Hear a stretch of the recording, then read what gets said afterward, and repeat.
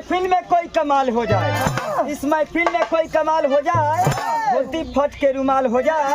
हम तो भगवान से यही प्रार्थना करते हैं कि हमारे अंकल जी के सर पे काले बाल हो जाए।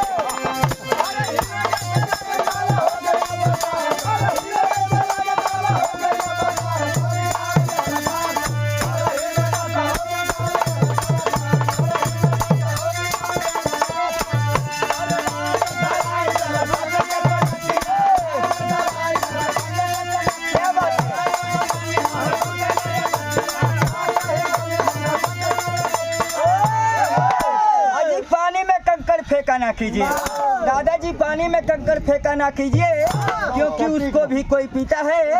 आप यूं इस तरह शर्माया ना कीजिए, क्योंकि आपको देखकर भी कोई जीता है।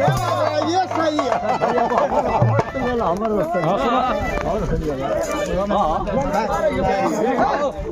हमार होके हमार ना भइलू, हमार होके हमार ना भइलू, या जान के भिनसा हार तोहरा तो कई फुर्सत तो वो हमार